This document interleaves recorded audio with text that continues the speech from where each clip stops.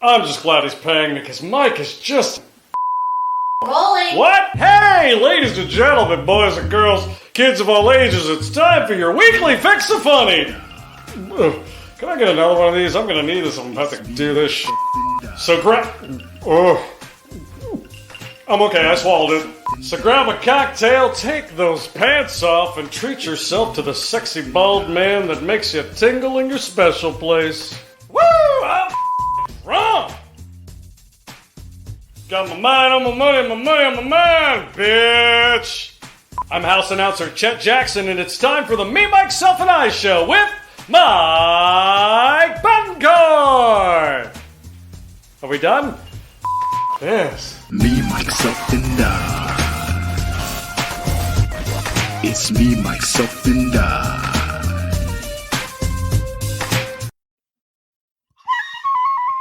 Ha ha ha! It is back. The whistle is back. Welcome to another exciting episode of Me, Myself, and I. Episode 159 episodes right here, right now on a Thursday night. Happy Thursday, which means Thursday is the new Friday. You get to go to work tomorrow knowing that the weekend is here. So you get to mentally check out tonight. Right now. So yeah, when you go to work, you're like, oh man, you're going to cut all the corners tomorrow. I know you are, and it's okay. You're going to use the bathroom a little bit longer.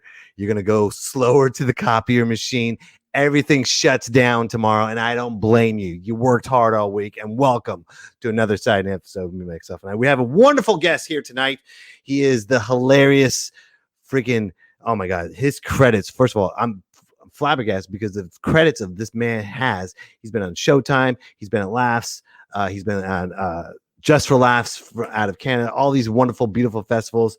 Mr. Ron Josol is here. He's waiting right now. I got my little that right there ready to rock and ready to go. So, but before we move on to the show, let's talk about what's going on. And I'm not trying to be a Debbie Downer, but we have to talk about it. The horrible, retreat that us American soldiers did in Afghanistan, and everyone is out there right now, and the Taliban's taking over, and it's just absolutely disgusting, and it's hurtful, and it sucks that we're a part of this. This is going to have a horrible backlash for everyone, and it's just one thing we should learn is not to be like this. And I'm not just saying Biden, not to be like the president of Afghanistan too. He found out the Taliban was coming. He dipped on his people. He left, just went, Taliban, just went, dip. No one knew what happened to him. He just left. How do you leave? You're supposed to go down with your ship. Okay. If you are the president of the country, of any country, go down with your ship. Okay. I will respect you more. But you got to go down with it, ladies and gentlemen. I'm sorry. That's what happens when you're a president. You got to go down, okay? You can't just have all praise or anything like that. So pray for the people of Afghanistan. Make sure we get them out of there because it's going to be bad. I'm just going to be honest. I don't mean to bring it down in the first 5 minutes, but it's going to be bad. And that's why we need to learn from this, and we need to come together. We need to make sure that we're not, angry at each other anymore. Because right now we need to focus and saving those women and children, and make sure we don't have the Taliban take over. And but here's the bright end of this, ladies and gentlemen. Okay, just remember this. Just remember this. With what's going on in Afghanistan, remember this. There's always going to be a movie made about this story. There's always going to be a movie made about this, whether it's 5 years from now or 10 years from now. There's going to be an amazing movie, and you're going to feel like you're right in there. And it's terrible. I can't believe I'm saying, but that's what America does. We go into tragedy, and then we make movies about it, and then it gets Academy Awards, and then we move on with our lives.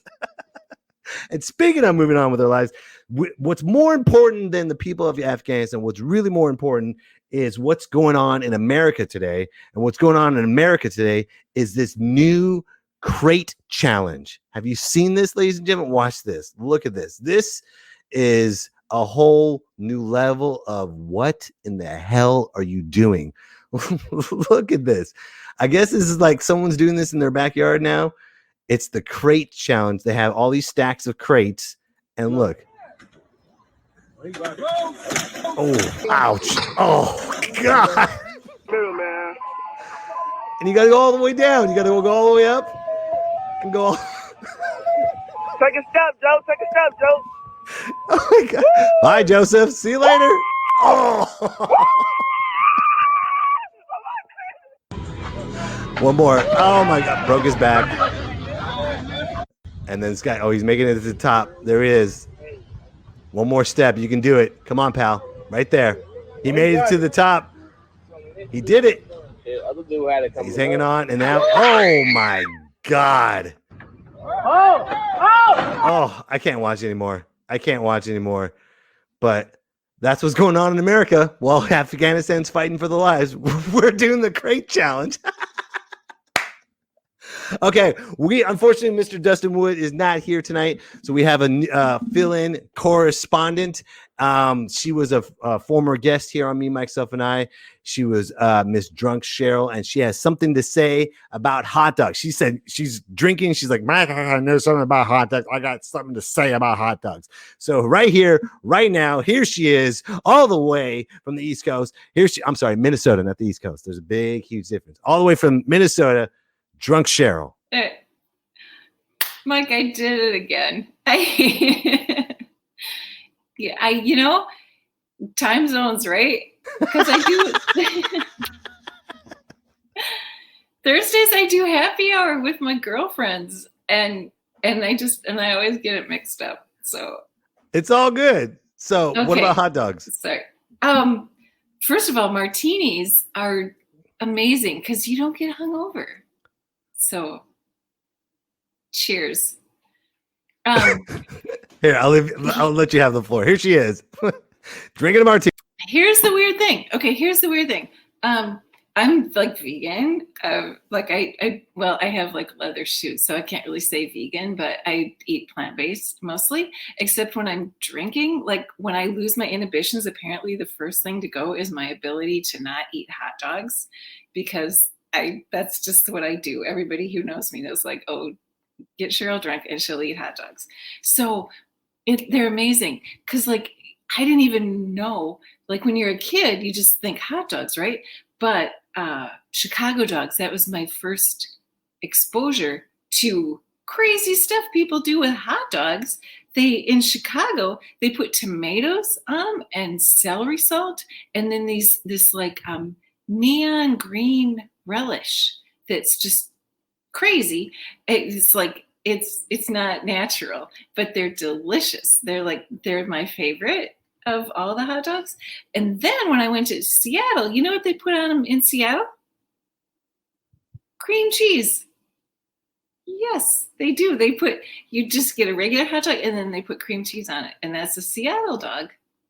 Because you'd think that would be like Philadelphia, right? But it's not. It's Seattle. Are these all sexual innuendos, Cheryl? I just realized that. You're drunk and you're getting really happy talking about these hot dogs. You're like, I remember this one time I dated a guy in Seattle. He had cream cheese on his hot dog. And then I dated another guy from Philadelphia. He had green relish. Ugh. He had gonorrhea, Cheryl. He had gonorrhea. Oh, no. It's really bizarre. Have you had a Chicago dog? They're so weird. It's like, wait, natural. Like a dude or an actual Chicago dog? Actual okay, just double check. No, I have. They're amazing. Yeah, they're the best, huh? And now I want a hot dog. Well, thank you, Cheryl. I appreciate it. You're welcome. Cheers. That was wonderful, Cheryl. Drunk Cheryl, the soccer mom. If she does this each week, we're going to have an intervention for her because I don't want her to become an alcoholic. But I'll have her become an alcoholic for the wonderful part of the show. That's why we have the show, so people can get alcoholic and, they'll make a movie out of her. So anyways, okay, before I bring up the amazing Ron Josol, I'm going to show you a clip of his wonderful stand-up. Absolutely hilarious. You guys are going to love him. I mean, the first time I met him, I was like, holy crap, I have to follow this. And you're going to see why. Here he is. Those are from Philadelphia? What is that bullshit? Hey, man, we're around the 90s. Just nobody knew who we were. We were like Kale, My parents met in the 70s. We started off in the ghetto, but my dad worked his ass off to get us out of the ghetto in the 90s. We're like the first rich Filipinos in the 90s. This is before Manny Pacquiao and the fucking Jabberwockies, okay? If you don't know who the Jabberwockies are, they're a Filipino dance group that won the America's Best Dance Group by wearing white masks to cover their Filipino faces. If they didn't have that mask, they wouldn't fucking win. The fuck is this jungle shit? Let's try to make us look as white as we can, boys. Not Ku Klux kind of white, just trim the excess, just wear the face. We're rich fucking Filipinos in the 90s. Our faces do not match our neighborhood though, right? Like, I remember my dad was working on a lawn. The neighbor comes up to my dad and asks him, hey man, how much does the owner pay you per week to work on this lawn? My dad was so smart, Brad. He was like, $1,000 a week. I can give you a deal for 800. The guy goes, cool. So my dad goes in the house, tells my brother and I, we got summer jobs for $100 a week each. My dad invented outsourcing before fucking India did. Come on, you call tech support. You doing good? How you doing, man? What's up, brother? You doing good? You have a huge head. Listen, it's bigger than all your friends. I thought you were on stage, but you're sitting down. That's fucked up.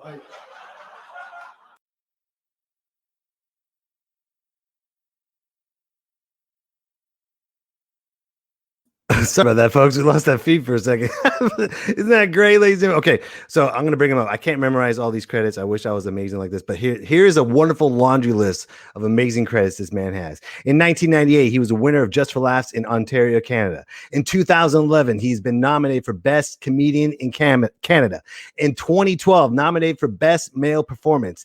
Kings and Queens Festival in Malaysia and Singapore in 2010, LOL Comedy Festival in Caribbean in 2010, Winnipeg Comedy Festival in 2004-2014. He's taped 2 specials. You've seen him on Gotham City Live, filmed Comics Unleashed, Carson Daly Show, Comedy Central Special in Asia, Kevin Hart LOL Show, Slanted Amazon on Amazon Prime, Just for Laughs Comedy Festival in 2021, and the list keeps going and going and going. And right now, ladies and gentlemen, please welcome the one, the only Ron Josol. Hey, hello, what's up, Mike? What's up? Finally, after 10 months of trying to get on the show. Dude, you've been busy. You're just a busy guy, my friend. That's all it is. During the pandemic, I was chasing gigs like tornadoes. You're a storm chaser. That's what it is. I was literally going to city, province to province, state to state, and everything was closing down behind me like Indiana Jones. Oh, that's funny. That's and then scary the hat I had to grab was the. I gotta get my last joke. Dun, dun, dun, dun, dun. Yeah. Dang. So that's what you're doing the whole time in the pandemic when everything was shutting down? Well, finally, Canada was open in March, 2020, March, April, May, June, July, August, till October, November. November, it was shut down. Uh-huh. So it's still shut down. It just reopened, I think, recently since November. So I moved to Vegas because they haven't stopped working. Yeah, Vegas doesn't care. I think it was June. So March, April, May, June, they were fully open. Every comic in Vegas got COVID twice. Twice? Yeah, one guy had it 3 times, and he lost his sense of smell and taste for good. And he was an alcoholic, and so now when he drinks, he can't taste it just tastes like burning liquid. So now that's the worst. So he just quit drinking because he couldn't taste it. Yeah. So now he's not an alcoholic anymore. Well, that's good. They're like, what happened, man? You look better. You look stronger. COVID. Yeah, COVID did it for me.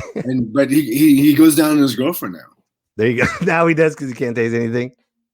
No, he can't smell anything. Okay. Because you said sense of smell. Gotcha. I didn't see that coming. My bad.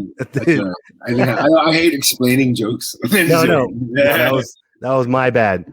Like I said, my brain checked out. It's Thursday. So, Oh, yeah, and the best part of that was just the disappointment of you explaining that joke to me. No, it's all right. It's a pussy eating joke, and that's a really bad hack joke. By the way, ladies and gentlemen, this is sponsored by the good old people of wonderful. I can't think of a church. I was going to try to think of a church name. The Baptist Church, the Rock Baptist Church, sponsoring this show right now. I remember the first time I met you, man. It was Sacramento Punchline, and you were just so nice. Dude, you're such a monster on stage, and you were just so cool off stage. And then you went up on stage, and you're just like, just firing jokes left and right. And I'm like, oh crap, I gotta follow that. And it's a good. I don't even remember. I thought who you were headlining that night. No. You and I were featuring. It was like a showcase. Oh, was it? Yeah. Oh, yeah. I think it was Jared de Guzman. Yes. Yeah. Okay. Yeah, I remember. But that rapid fire, man. I mean, I only did like a 7-minute set, so I think anybody can follow sevens. It's just that 25 to 30, it's really hard to follow because physically the audience is tired after laughing so much. Right. Like if you go after, like one thing about going after hard comedians and like.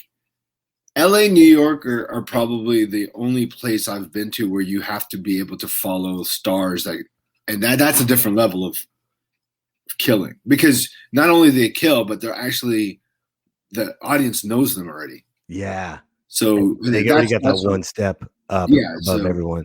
Yeah, so you don't really get to do that in Toronto or Canada, or unless someone drops in for a guest spot, right? Who was the toughest act that was a star that you had to follow? Dane Cook.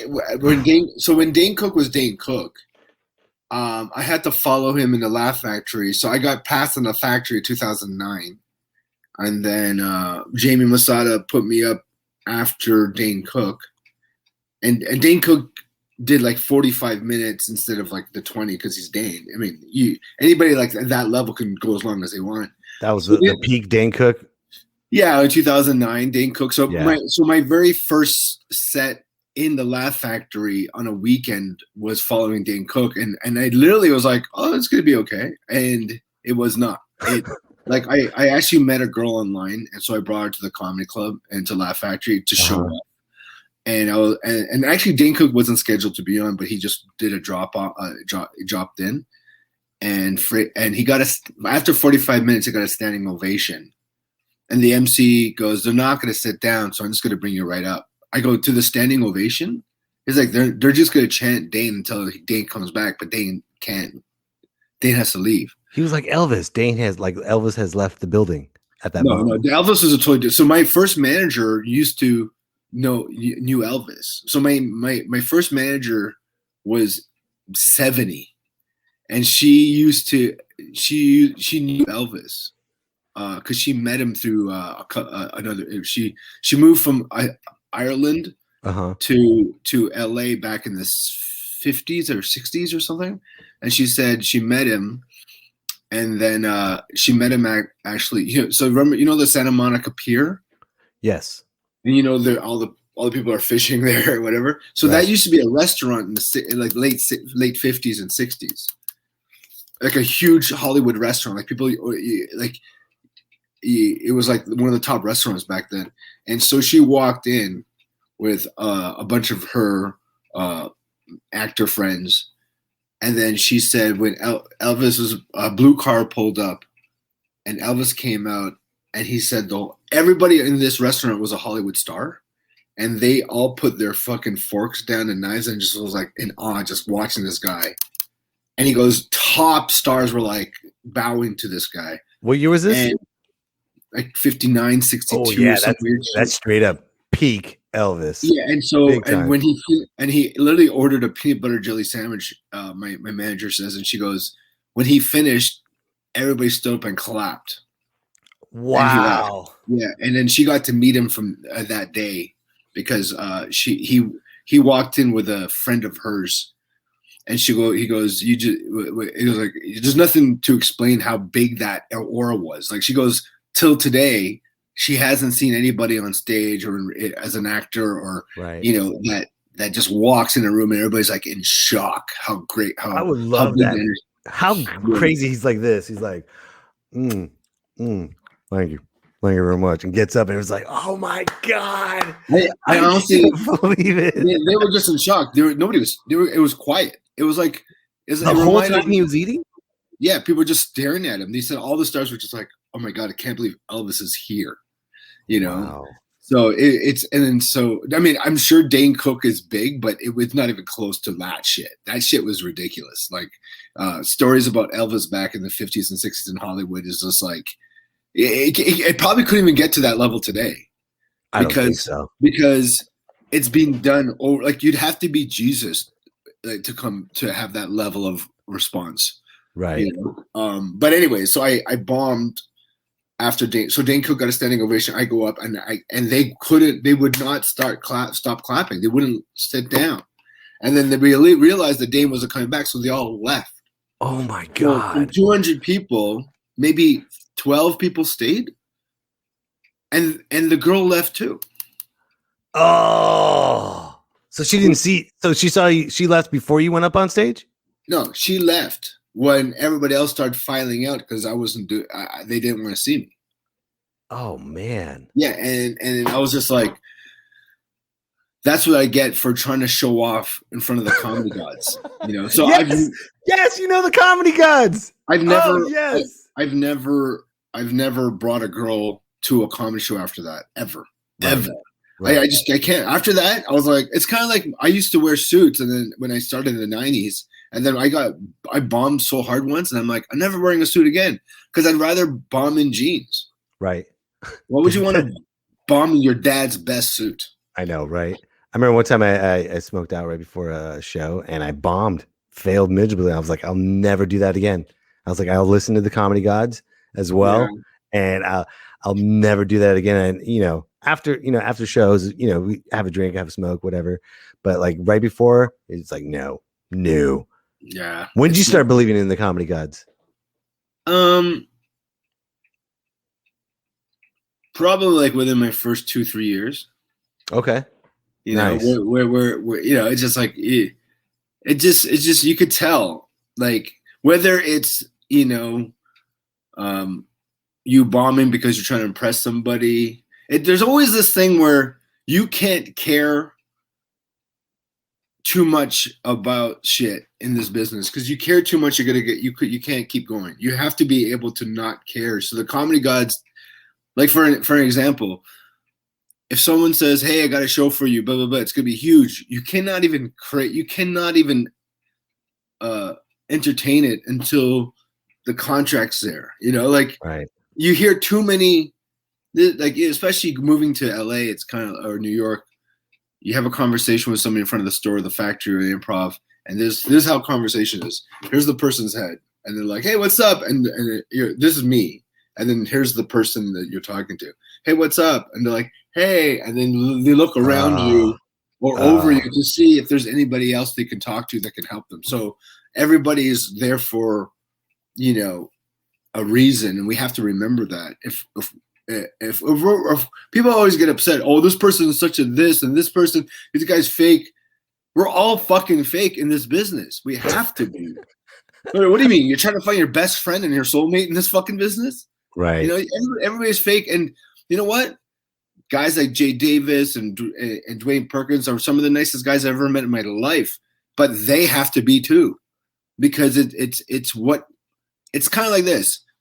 Imagine all these crackheads go to a place where that you can get crack, right? You have to go to different venues, different stages, or places to smoke.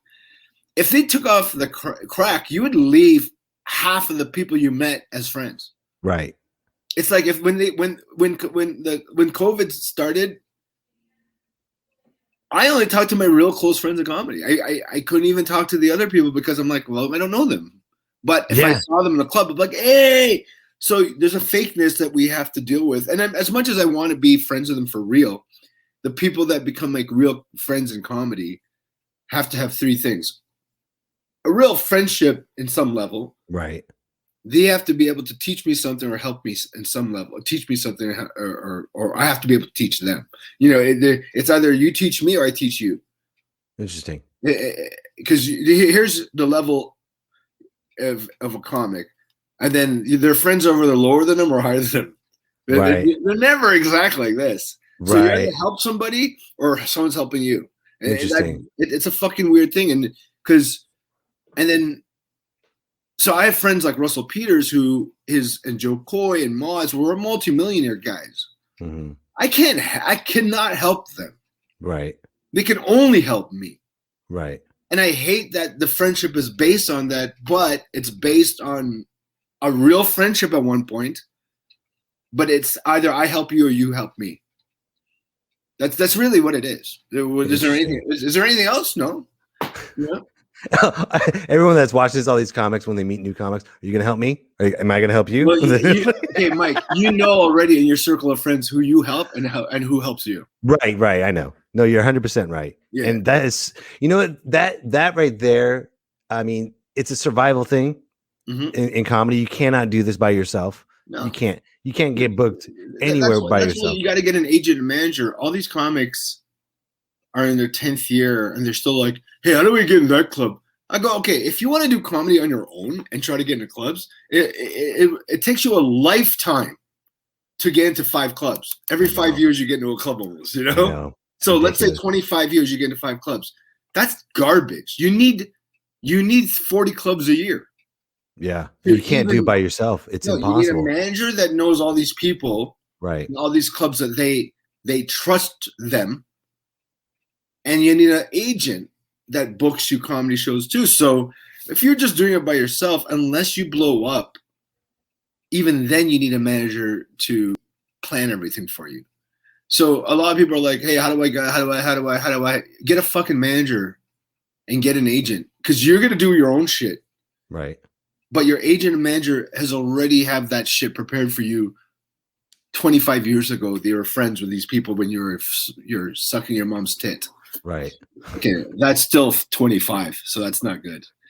I know, right? Yeah, so it's kind of like you're gonna have to have a manager, you know, and this business is so fucking hard now because of the COVID. From my 30 clubs I used to play a year, I'm now down to less than 15 because some of them has closed and some of them only want these stars so they can make a lot of money right now. So what are you doing then?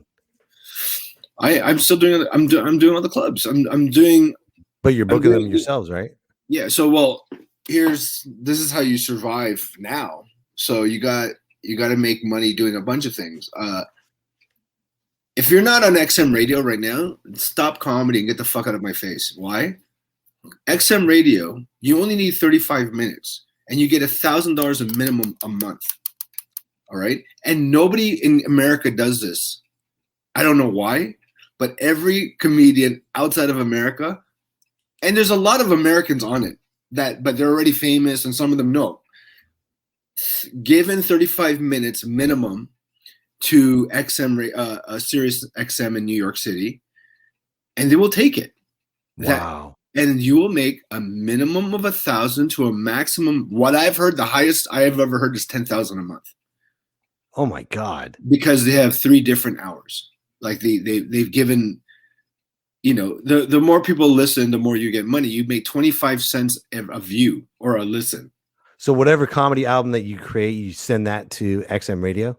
Yes. Right now, this is a seminar. I'm teaching listening. People how to make money during. He's making us go like this right now, ladies and gentlemen. He's making us come up here. No, really, to survive now, you got to get. The only reason why Canadians and Australians and people from the UK are living in America right now is because they're making $1,000 to $10,000 a month through Sirius XM. I make $3,000, $2,000 now a month on that. Wow. You know, and that's already okay. Pays for rent, pays for food, or at least most of it. You know, So now you could start doing your, you know, getting back into the club scene. You know.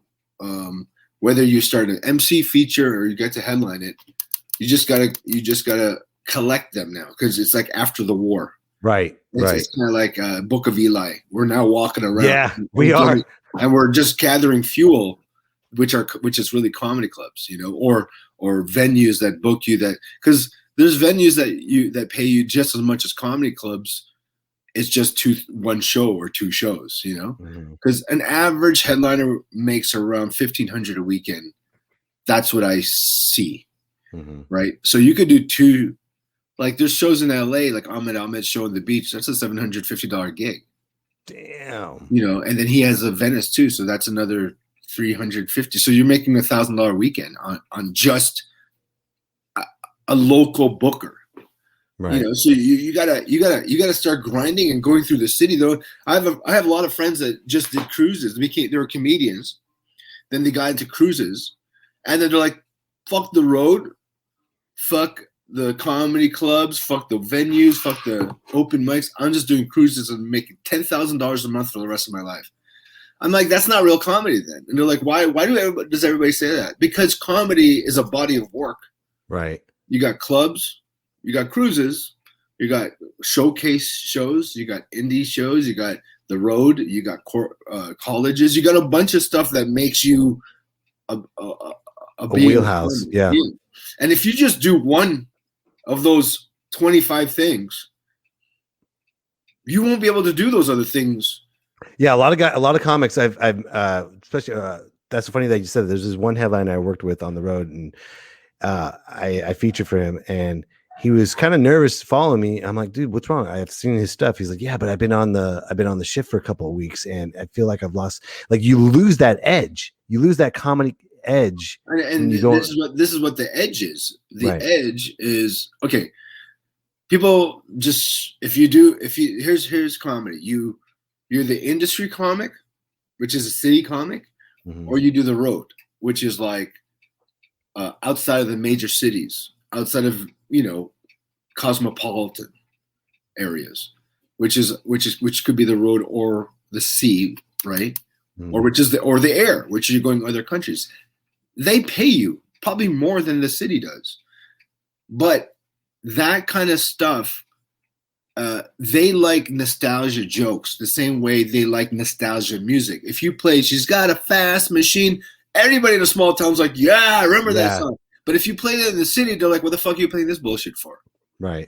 Play something that's the latest of whoever, Drake and whatever. So comedy in the city is like that. They want to hear the latest and greatest of new material. So why would the road shit work there? So a lot of my friends who do the road and then do the ships, and then they finally go, you know what? I got to go back in the city, man. It's been 5 years. I haven't done, and they don't do well because they're talking English, but it's another language. It's like, did you just teleport from in the middle of nowhere? Like, where have you been in the last 10 years? You're talking crazy. Like, they actually sound crazy. Like, I saw a guy that was doing ships with me and he never did the land for 15 years. And he went back and 50 years of just cruise ships? 15. Oh, 15. I thought you said 50. I was like, damn. No, I mean, cruise ships hasn't been around that long. Cruise ships started in 1985. Okay. Right. So before that, they never had comics doing cruises. Carnival and all those things, they never started until the 80s. They brought in singers, dancers, jugglers. You know, because of the comedy boom of Eddie Murphy in the 80s, they started changing the entertainment in cruises. They brought in comics. So the very first cruise comic that ever lived is this guy, Happy Slip, who still does it. He started with Eddie Murphy in New York City. And when he said, yeah, I got under these cruise ships, and Eddie's like, well, I got this Saturday Night Live audition. And they're like, well, good luck. Good luck, Eddie Murphy. And literally 15 years later, around 1995, this guy, he was telling me, he was like, you know what, man? I was like, I went back in the club scene, and it was all BET Comic View Def Jam shit. And I didn't understand it. And people were like, why are you wearing a suit? You know, and he was like, well, this is what we wore in the 80s. And he was like, well, it's different now. And he couldn't adapt. Wow. You know, so you have to pivot like my comedy. I bet most comedians know what I'm talking about. When they came back doing regular comedy after the pandemic, their acts are totally different.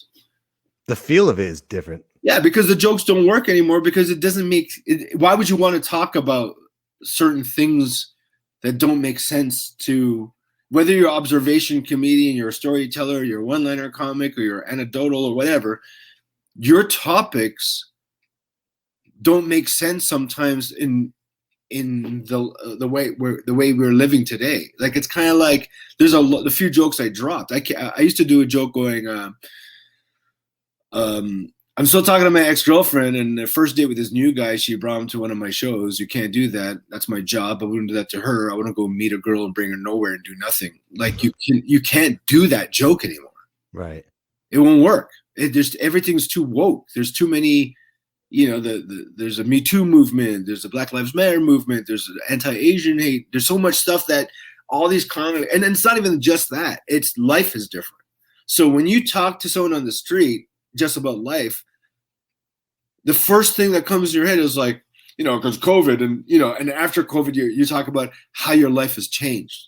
Mm-hmm. But if you act like nothing ever happened, right, you almost sound a little crazy. So comedy, the way you do it, has to keep changing.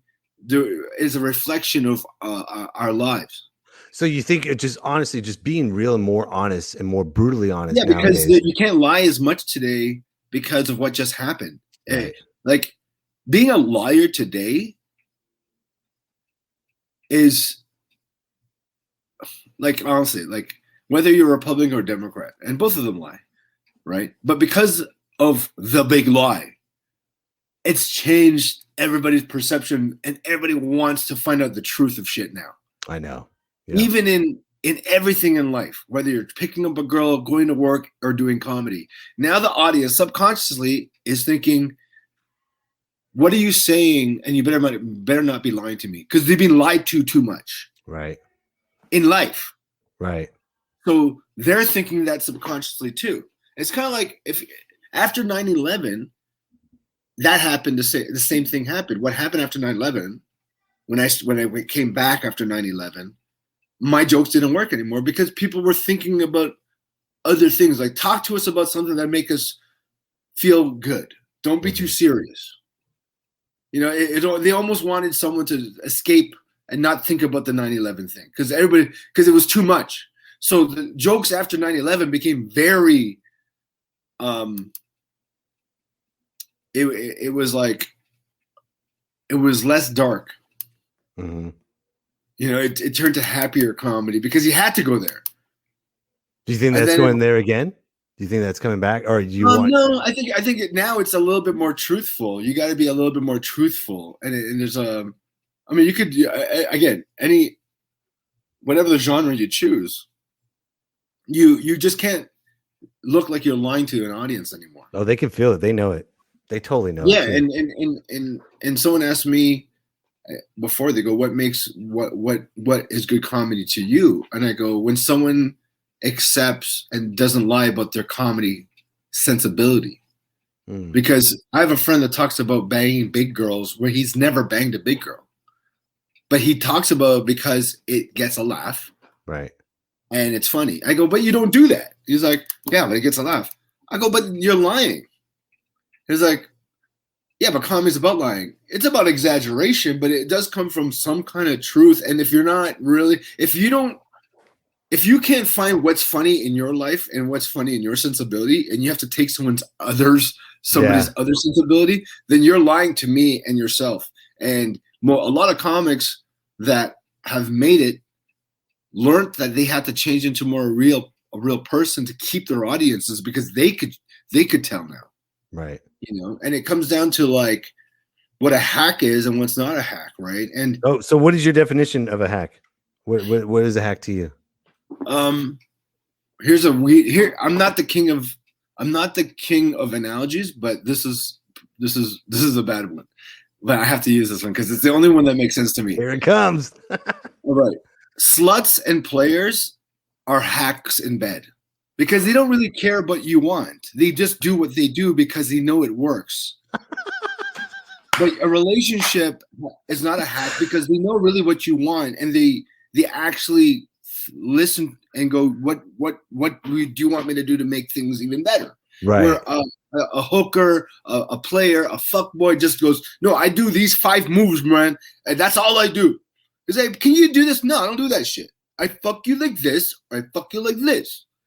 And that's a hack because they don't care enough about their own, about what the other person wants or what they want.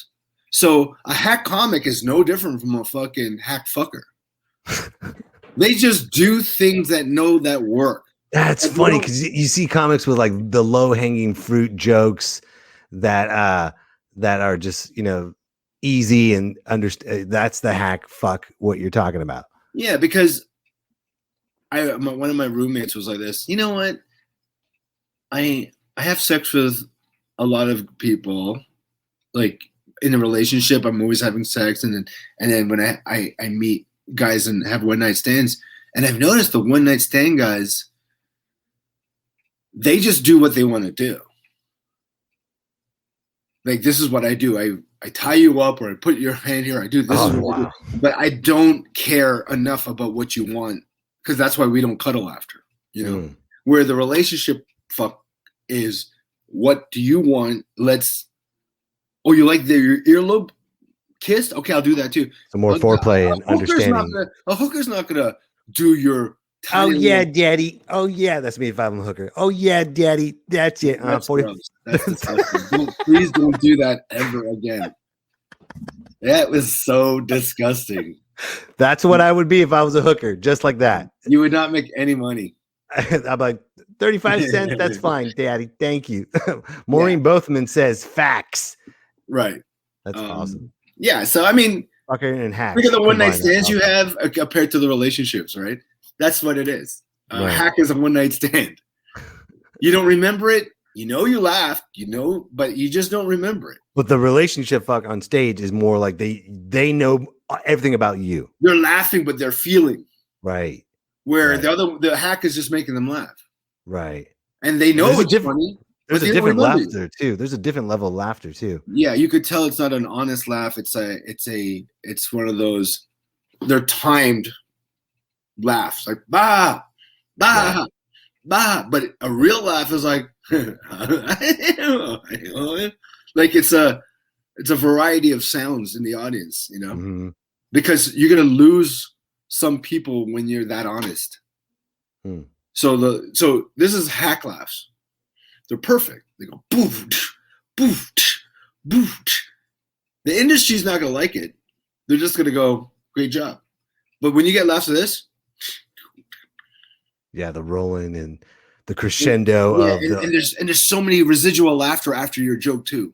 And then people are getting that joke 2 minutes later too. Yeah, and then they laugh out because of that too. Yeah, it's like a relationship versus a one night stand. That's the closest analogy I could come to with what a hack is and what not a hack. That's great. When did you discover that for yourself? 2 days ago. 2 days ago. You've been a hack comic since then. Yeah.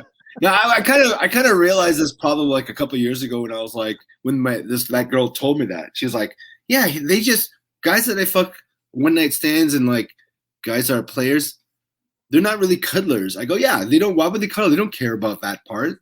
They care just about using. Both, it's two people using each other. And they're like, yeah, I don't like that. I go, why not? Because I feel bad at the end, and they don't really care what I like.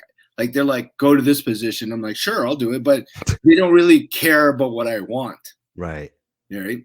Very soulless, and with the hacked comics is very soulless too. Because they're not there for trying to become a better comedian or trying to find out what makes them really funny or what makes they want to dig. It's too much work to do that. They would rather make the money. Yeah. Because when you dig, you take those hits, you take those losses because you're digging, and it's gotta be painful when you're going through that. But here's the thing: a hack comic probably works more than a real original comic. Oh yeah, the original comics you usually don't hit the road because they don't like to compromise, but they stay in the city. Like Ali Wong was like a hardcore city comic. She really didn't hit the road too much. She really didn't headline. But once the industry saw her by doing Conan and doing Just for Laughs and all this shit, they're like, man, we're going to give you a special. We'll give you 3 months to prepare for that hour. Again, when you could prepare for it and they could shoot 2 to 3 shows, they could tape it 3 times. They could, edit it to make it look great. Right. So you don't really need to hit the road. but you stay in the city, you need a day job. Mhm. That's the truth. If you want to be a comic in the city, get a day job or get an acting job, a podcast or writing job. That's the only way you can survive. You can't just do comedy unless you're a star. So here's the dilemma. You want to make money in comedy, hit the road. But you're going to hit the road, you're going to miss out on opportunities that can make you a big star.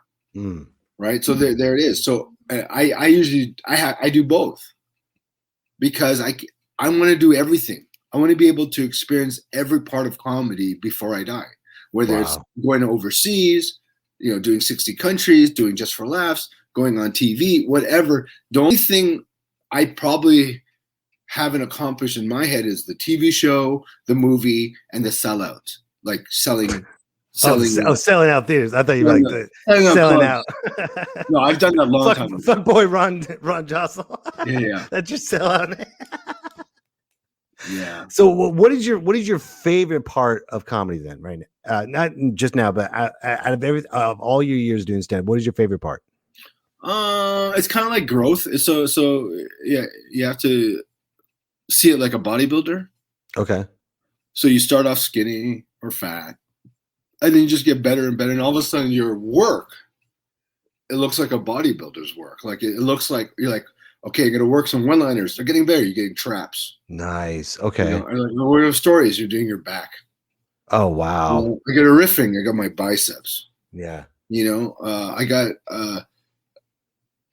and you know what? I have to learn how to network. That's another thing. You got to learn how to network. So it's outside of art. Yeah, there's a way to network because networking is the best way you network is you don't talk about networking. Mm-hmm. You talk about the person's life. Nice. What's up, man? How you doing? Yeah. How's your kids? Doing great. How's your dog? I heard you got AIDS. Yeah. Being a fuckboy for all those years. Yeah. See, everybody got AIDS. So it's kind of like the best networkers don't talk about networking. They just hang out. But you have to be a people person. And if you're not, you probably need a manager, and it's like, if you don't want to talk to anybody and hang out, then you're fucked. You have to be incredibly talented with backup, with management backup and industry back you up. Because nobody's going to give you anything. They do this like once every 5. The last person they put all their money on was Gerard Carmichael. Oh wow. After that, it's kind of like Bo Burnham had to blow up on his own. Taylor Tomlinson, Ali Wong, they had to get things. Yeah. And blow up till the industry goes, okay, we'll put more wood to this fire. Where Carmichael was just like, no, we're going to make you a star. We'll just wait. Just get better. We'll wait 5 years, 7 years, they groomed him. Right. They still do, but they don't do it as much as they did back in the 50s, 60s, 70s, or 80s. And, now it's, you better blow up and then we'll take you. Like anybody that has management and agents right now say the same shit. Oh, they don't do anything for me. Yeah, because you can't. They're not supposed to anymore. Mm-hmm. You have to blow up. Why are they going to risk on something that doesn't work yet? Yeah, so you're a corporate machine, so you got to be part of that machine, and you got to. Before, you could have management and agencies in the 80s, and they could hook you up with late night shows and all this shit because the population of the world was smaller. Mm-hmm. They always said, don't go to LA until you're ready. No, that's an 80s line. Because you can only hold 225 names and memories of people in your brain. Apparently they did this weird study about how many people you can remember, and it's 25. So new people you meet, they fall off. Look at your Facebook, your very first Facebook page. I bet you don't know half of those people. Exactly. So and you did. Right. But you're not going to remember them now because you can only hold 225. So when I first showcased for Jamie Masada Laugh Factory in 2001, Russell Peters like, hey, do you want to, I go, hey, can you hook me up with a showcase for Jamie? He's like, are you ready? I'm like, yeah, man. Well, you better be ready because I'll hook it up. But like, if you're not ready to fight Tyson, you got to train, right? I'm like, oh, I'm ready. I went and bombed. And he said, you're garbage. Don't ever come back to this club again. Damn. And I was like crying, right? And then this is 2001. And then 2009, Ruben Paul goes, hey, my friend couldn't make the showcase. Can you fill in? I go, yeah. but I bombed in front of him already. He was like, when? 2001. He's like, he's not gonna remember that. I'm like, how do you know? Because he sees too many people. You can't remember that many people. It's the comic in you that remembers everything. Yeah. So I go there and I'm like, in the lineup, he's like, okay, we got Sean Prodlove, we got Ron Josol. Hey, he's like, okay, nothing. He didn't remember anything. Right. And then after, I'm not even joking, half of my act was still the same as the same showcased when he said I sucked, but I probably had more confidence or something. Right. And he was like, buddy, amazing. I want to manage you. I want to sign you up, and you could start calling, emailing for spots. And I'm like, oh, that line people used to say, you go to Hollywood when you're ready, is not. It was an '80s line. It was a slang. It was the same line as the Second Amendment. It doesn't. Second Amendment doesn't mean shit anymore because we have laws. Right. The right to bear arms was at a time where you needed to go, hey, you can't beat up my wife. You can't steal from me. Oh, okay. Because the laws were not as prevalent back then. So, it doesn't make any sense as much today as opposed to back in the day. And that line is the same line to me as you don't go to Hollywood till you're ready. No, go to Hollywood now. Yeah. Tell them, bomb in front of the best bookers. They won't remember you because they only have 225 slots in their fucking brain. You don't think they'll follow people? They don't have time to follow. Why would they follow a person that bombed? Yeah, that's true. They'd be like, get the fuck out of my club. And they won't remember, Hey, by the way, if here's another rule or tip. If you bomb in a showcase for a comedy booker, don't even say goodbye. Run away. Just run through the back door, scream on the fucking alley, jerk off on a homeless person, and then just pretend it never happened. They don't want to see you anyways when you bomb. Yeah. Thank you very much for having me, sir. Get the fuck out of my club, you loser. Yeah. You're welcome. Yeah. Just fucking leave. Just leave. Just dip. Yeah. There's no point. There's no point in staying. Yeah. Yeah. So I mean, it comes down to what we were talking before about what do you need to do as a comedian these days. It's so hard because you kind of have to market yourself now. Yeah. Like there's clubs here's the A clubs. A and B clubs usually bring stars in or people that can sell tickets. Then the C clubs and the D clubs, they don't care about that as much because they have their own clientele. But it's a smaller club and there's not too many of those around. Right. Most of the clubs are big. And the ones that pay over 2,000, you're going to have to need some kind of following, at least 50 people extra a night. So a guaranteed following too, not just like your. Yeah. So, I watch politics for that reason. Like I do enjoy politics as a Canadian. I love American politics. It's kind of like the Truman Show. I'm not really invested, but I like watching it. So I don't really like either of them. Uh-huh. I get both of them, but as a Canadian, I'm not invested in them. So I can't be a Republican or a Democrat because it doesn't make sense because I'm a Canadian still. And that's not a cop-out. I'm just saying I don't pay taxes. Right. It doesn't matter to me. Right. Unless I pay taxes, maybe I could figure out. It's like my cousin. She likes Trump because she makes over $400,000 a year. And she's like, people are like, why would you vote for Trump? She's like, well, if I save $100,000, if I could get, save that much money through taxes and blah, blah, blah, then I'll do it because it's not about Trump. It's about my family. Mm-hmm. I go, yeah, well, but for the greater good. She's like, fuck the greater good. I'm going to be dead in for 20 years. Right now, I need my bills to be paid. Yeah. And I need, this is what I want in life. And Trump allows me to have that. I go, yeah, but do you like him personally? It has nothing to do with it. Do you like your boss? Right. Yeah. So, and then Biden also, it's like, some people don't like what you like. Do you think it was a good idea that he took all the troops out? Hell no. Absolutely not. Trump was going to do that in 14 months. So why is he bitching about it when he was going to do it too? When either president, if you pull out like that, is it for me personally, because I was in the military, it's all about taking care of the people and leave no one behind. Okay, and so we left Americans behind. We left women in suffering. Right, children are suffering. And if you saw that cargo plane, It was like mostly men. That cargo plane should have been filled to the brim with women and children. Right. Filled to the brim. Are they bringing back Americans and Afghanistan political? Refugees or no? The first plane flew out and landed in Paris, and that was the first of the refugees. I don't know if they're going to come back. But as a Canadian, I'm looking at this objectively. Why fight another country's fight? We're not. We were supposed to train them, and I know people are saying it takes 20 years. They've been trained for 20 years. But that's a brand new army still. Mm-hmm. Look how long it took our America's country, our America's army. 200 years, 200 plus years. Right. In 20 years, they were training them. You have farmers that didn't know how to count and speak English, and there's a language barrier, and there's a culture barrier. They're used to cattling sheep, and then you have them train on a AR-15 and what's worse is all the contractors that ran the Apache helicopters left, and then they're going to have them operate a Apache helicopter, a farmer. They just left all their gear. They left everything. They left heavy artillery. They left thousands of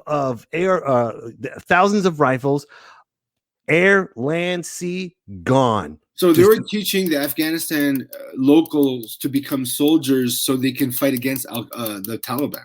Correct. And we were policing with our heavy artillery and our power in Afghanistan, so we can train them. Right. But why does Americans want to? Why does Americans want to do that? How does it help them politically or socially if you train Afghan people to fight against Taliban? Do they save money through oil? Like what is the benefit of America? That's probably it right there. Yeah, then they were protecting their resources. Yes. Okay. That makes more sense. Resources but at the beginning of 9/11, we were there to dismantle terrorism, dismantle the Taliban because they really took over. And so now the Taliban could regroup and get bigger and come back. And now they have weapons. And now they can come back and fuck us up on like 9/11 again. Even worse. Fuck. Even worse. Yeah. So it's a bunch of things. It's leaving human life by itself, leaving artillery that they don't know how to use, and it's also allowing America to be exposed to the Taliban and more 9/11 shit. Yes, and the Taliban is now hooking up with China. It's an open playground. They've been dealing with this for since 9/11. Yeah, the Taliban's been waiting for 20 years. Right. So they've been strategizing and mobilizing for 20 years. So do you believe that they're going to attack us or America? Yes, again? Absolutely. Right. And Biden thought, you know what? I don't want us to fight their fight. I don't want us to train them anymore. It's been 20 years. We've spent trillions of dollars. Why are we wasting lives, money, and time? Let's just let them fight and kill each other, and let's just be Americans and just not care about nobody's business. Is that what he's thinking? No, he says it's a 20-year war and we've done our time. It's time for me to move on. I get that. I 100% get that on that side, but you don't pull the military before you pull Americans out first. There's still American translators. There's American people that are still in that country. Are they allowed to leave though? Are they stuck there, or can they leave? I don't know if they can. I haven't done all the research on that. I really don't know. I don't know if they can. Do you believe Biden would leave American soldiers and citizens in Afghanistan to rot for dead? Who knows what's going on right now? Until every day, every single hour is probably going to get worse with the Taliban. So maybe it could be better assessed within a few months from now to see what's going to happen. Because if Al Qaeda, or sorry, if the Taliban, which is taking over the government in Afghanistan, and they decide to be nicer to the people and give them more rights and this and that, it could end off as a good thing, but the chance of that happening is not high. I don't know, man. And then women's rights, women can't, they can't show their faces anymore. They can't even be in the streets right now. So it's not really our fight, but it's our fight in terms of protection of Americans for attacks. That and humanity. I mean, these people are they're brutal savages. They don't care. They live by their own rules. Right. And that's what we were fighting against. That's so why basically there's no comedy shows we can hook up there anymore. Not yet. That's awful. Wow. No. We were talking about the masks about something. Remember you wrote this down? I totally forgot. What were we talking about? The masks. Oh yeah, you had that. You can't do whatever you can't do whatever. Oh, you're talking about comedy, how you can't do whatever you want. Yeah, like there's no such thing as a free comedian. You That's can't right, do whatever that's right. you want. You should tell everybody about this. This is great. Yeah. So a lot of my comic friends, like I have a friend Dan, and they're like, I just want to do what I want to do. I go, what do you mean? I want to just do whatever I want to do. Okay. So we have a showcase now for Just for Laughs. He did whatever he wanted to do, and he didn't do well. Then we had, he had to headline a show. He did whatever he wanted to do. He didn't do great. When you want to do whatever you want to do, it's not going to be great because life gives you parameters in everything you do. If you want to be 100% free, I don't think it's possible because even a homeless person is not 100% free because they can't sleep anywhere they want. So who's 100% free then? The closest is a person in jail. Yeah, because they can kill people. They can do whatever. You're right. You want. Do whatever you want, but you'll go in a hole or your cell. Oh, that's so it. Weird. Those are the only two bad things that will happen to me. Yep. Or in certain states we can kill you. Well, I won't go to Texas, but if I just go to a hole in my cell, then I'm gonna eat ass. I'm gonna steal people's food. I'm gonna stab a bunch of cops. That's pretty. You could throw free. feces. Yeah. So the freedom of that level has to be in jail. Which is weird because you're in jail.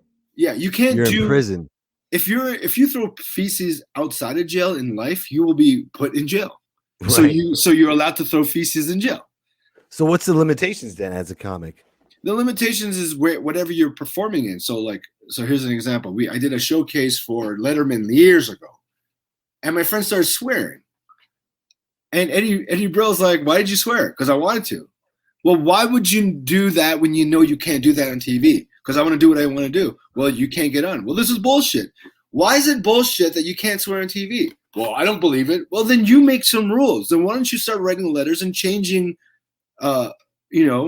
censorship for NBC then? Well, I want to do that. Well, then you can't complain then. I gave you an option. Eddie Brill was yelling at one of my friends. I gave you a fucking option to do 5 minutes, and you did 7. No, he did 14. He went over. Yeah, he did 14 because he wanted to.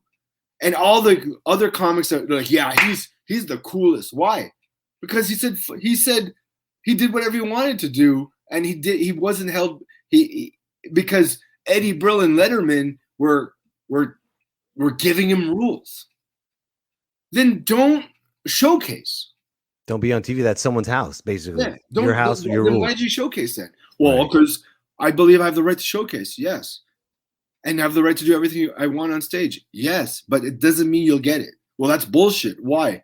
Because I swore? Like, how stupid is that? Yeah. To me, that was the stupidest thing he said.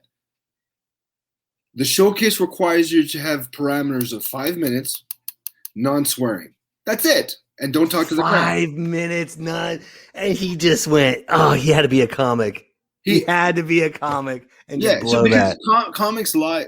Their souls are naturally hippie and free, right? We're just like, I don't want to be touched. Don't fucking tell me what to do. Don't, but as a comic, because the reason why we chose this job, because there's less rules, but there's still rules. If you want, it's a business too. Yeah. That's the whole purpose of it. Life is a business. Right. If you want to live your life, you got to listen to some rules. If you want to drink Drano, you have the right to drink Drano, right? But you're not going to live. You can do whatever you want, but you may not be able to live. I honestly believe that freedom costs you pay for freedom. And what is the pay? It's structure. it's parameters, it's paying taxes, it's all the stuff that you have to do to get the most ultimate freedom. I'm trying to be as free as I can. I travel the world and I travel across the United States, but I'm not stupid. I'm going to take the vaccine. But, the vaccine couldn't kill you. It has killed a few people. People have allergic reactions. I am willing to take that 1% chance that I might die to be able to live as freely as I want. I get it. I'm with you too, man. Right? And my family got the vaccine. Same thing with the mask. I will wear the mask at the times that I don't want my nephew to get hurt. Mm-hmm. I might have the vaccine in me right now. I just can't tell because I have the vaccine. But when I see my nephew in a couple months, if I don't test myself, I will wear that mask unless I test myself. Because why would I want my nephew to get sick? Right. Because now in America, 11-month-olds, 12 years old, high school, 35-year-old people are dying because the variant is too strong. And the people are dying, 99% are anti-vaxxers. You know what? I'm not even mad at them. But if you just use math, if 99% of the people that are dying and are actually getting cases, are they non-vaccinated people? Is that a lie? I don't believe it's a lie. Right.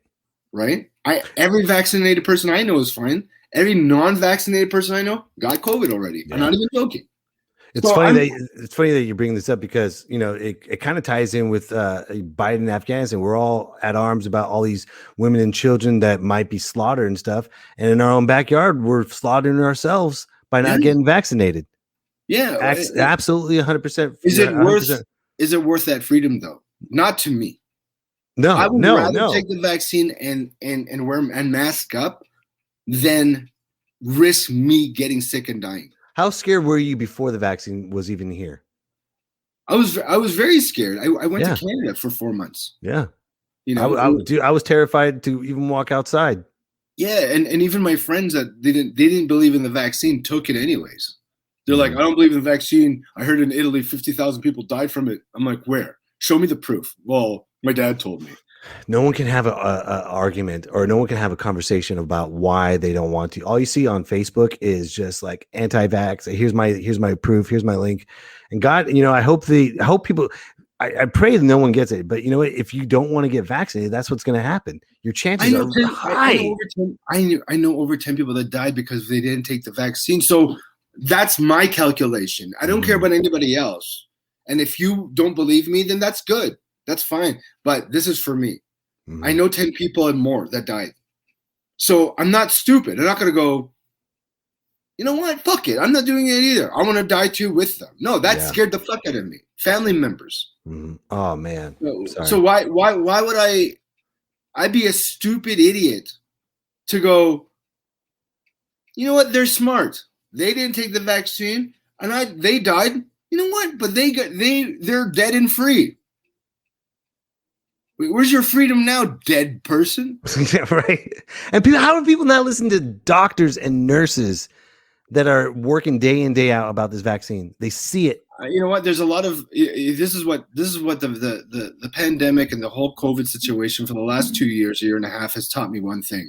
There's a lot of stupid people in this world that don't calculate math in their heads. And I was like, why? And this is my real assessment of it all.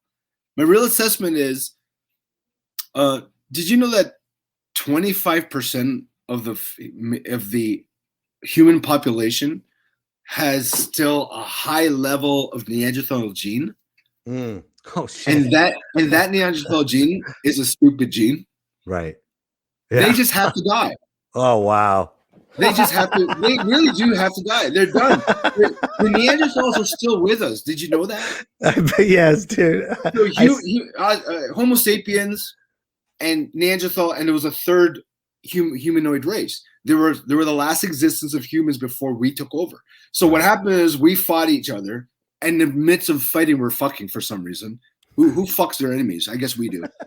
And then the original fuck boys. So the pygmies died. There were a smaller race of humanoids that just couldn't survive the the fucking weather, and they're just tiny pygmies. So they couldn't survive it. So it was Neanderthals who were stronger than us, but we were smarter. It took Neanderthals 500,000 years to pick up a stick and figured you could throw it at somebody and hurt them. 500 million years. Yeah, that's how stupid they were, right? Where when we came out and we developed from them, obviously, right? It took us like a couple fucking centuries, and then we figured out how to build shit. You know, so when we fought, we just threw spears at them, and they were still trying to hit us with fucking blunt objects. But again, when we bred with them, there's 25% of the population that's a high level. We all have Neanderthal blood, high level Neanderthal blood. You're talking about 20%. You know, wow, and that is a stupid gene, right? I believe those people are the stupid gene. Who are the people? Who do you think? The anti-vaxxers. All anti-vaxxers in Fox News. I think Fox News I mean, they know they're lying. Like it's just. I mean, everybody's lying. Everybody's lying. CNN lies. They lie. I watch both. You know, because I like both. Right. But I'm like, okay, that's just a blatant lie because here's the difference. Fox News, you could actually get receipts of what they're saying months, years before, and go, well, this contradicts what you just said. More times than CNN does. CNN does it too, but not as much as Fox. You could do 1,000. I got you. CNN, you could do 250. And this is me being. I'm not even being biased. I don't like either. Right. I think they're both entertaining because they're both ridiculous. But I'm just both of them are absolutely, and they both have a different tone to it. I have no affiliation to anything. Right. I'm really, I'm like one of those people that don't have a penis or vagina. What do you call those people? It's shoot, doesn't have one like an avatar almost. Yeah, but there's an actual name for them. They don't. They were born with no reproductive organs. Oh but my God. Hermaphrodite. No, not hermaphrodite. That's with both. That's the opposite of hermaphrodite. Okay. I forgot mink. I forgot the name, but they can't. They're not into either or, male or female. They just can't. They're asexual. Right. I'm asexual when it comes to politics in America. Same thing. I'm like I call myself a political atheist. There you go. Yeah, I don't believe. I don't like either or. Mm-mm. I think it's funny, and I actually learned from Trump through marketing more than Biden, and I learned through Biden, you know, how to be safer. You know, like he's a safer guy. What did you learn from Trump in marketing? Balls to the wall, man. Just fucking. You know what? You want people to vote for you? Make some noise. Nice. Yeah. Make some fucking noise because he's the king. I respect him on that level to the highest level. He has half the population following him. And he's an idiot.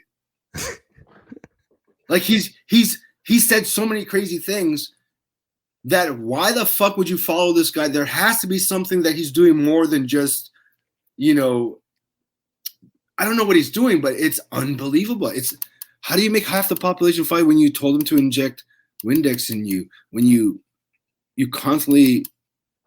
Because he knows who his people are. He knows the Neanderthals. He knows the demographics. Yeah, and that's amazing. I have to find. Here's the rule. This is what you learn about Trump. Find your Neanderthals. Interesting. Find yours. Find yours. I like that. Yeah. I'll find mine. Joe Rogan's found his. You know, I'll find my Neanderthals. We'll party here on Me, Myself, and I. This show alone, you're collecting your own version. So look at Maureen both and says troglodytes. That is the best. Right there. Yeah, man. Trump teaches you how to fucking get followers. Yeah. What he should not be doing is running for president. He should do seminars for comics. Yeah, right. And how to you want to get big followers? You want to get big followers? Yeah. This is the way to do it. Exactly. This is the way to do it. Yeah. This is the way to become Joe. It's going to be huge. Your following is going to be huge. The Booker's going to they're not going to just say no. They're going to say yes every time they see you. Yeah. Every time. Guaranteed. Dude, man, I want to do stuff he does. Yeah. You know, just do some. You know, here, check this out. I have a podcast. Obviously, when I started touring, I stopped doing it as much. But the biggest hits I have in my podcast is me ripping on people I didn't like and causing some kind of controversy. Mm. Why don't you be, if you're Marjorie Taylor Greene, you'd sell out all the improvs. Right. Well, I'm a huge wrestling fan, and Eric Bischoff. I read his book. He was the manager of WCW. That's that's the organization went toe to toe with WWF in the '90s. Yeah. Unheard of a wrestling organization going head to head with a conglomerate of WWE. Wow. But they did, and I read in his book, and his book is titled "Controversy Creates Cash."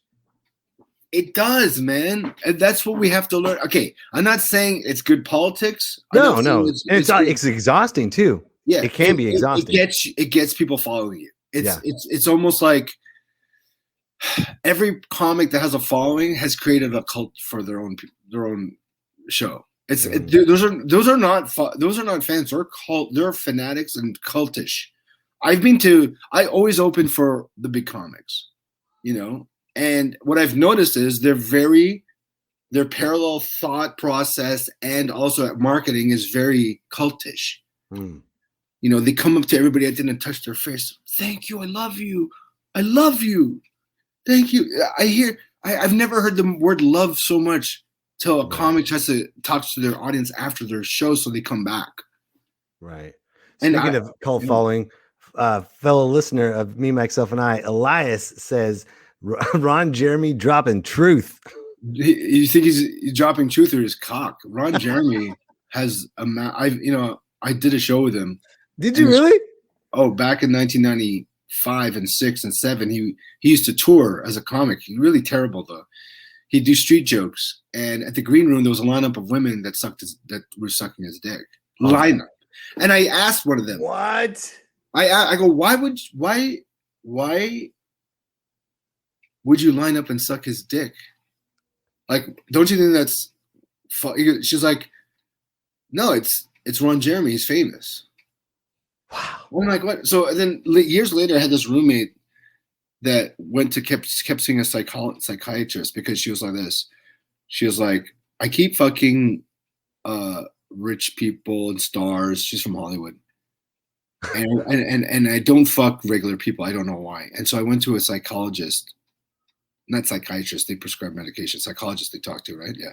Psychologist, she's like, goes, oh, the reason why you fuck all these people that have money and famous people, just like how the high school girls or guys want to hang out with the cool people, is because by fucking them, you feel affiliated with them, and then now their success is your success. Wow. And he goes, that's the only reason why. And she had to break it down to this girl. And so this girl was like, do you know the only reason why I fuck rich people or when I was fucking the jocks in high school or anybody? Because their success meant my success. That's so shallow. Yeah, but we are that too, because we fuck hot girls. It has nothing to do with their money. It has everything with their hotness. Status quo. We can show our friends, hey man, I fucked this girl. Dude, you're amazing, Yeah. In order to fuck that many hot girls, you have to be an amazing liar. Yeah, no kidding, dude. So true. And I can't lie like that. I can't lie, and all my friends that are past 40 that are fucking 21-year-olds are constantly lying. And they go, that's the only way. Their Facebook says they're 35 or their Tinder. They lie about their jobs, they lie about their car, they lie about what they do.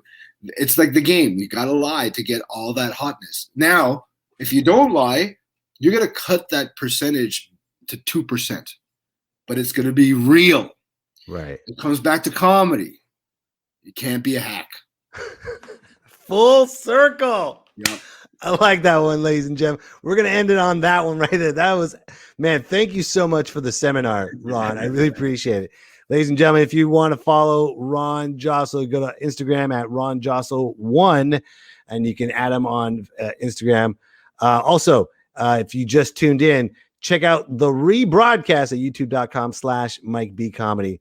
And you know what? Usually I always say, do you have any words of wisdom? But honestly, man, this whole podcast was just gems. Ron Josol for president. That's what I'm going to say right now.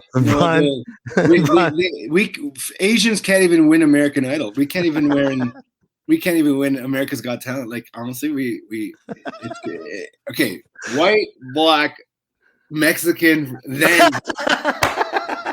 maybe Asians.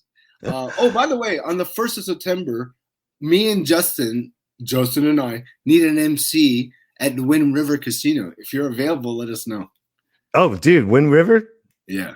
September 1st? That's a Yeah. Wednesday? September, Let me get, yeah, dude, that'd be fun. You, me, and Justin? Oh my God. Yeah.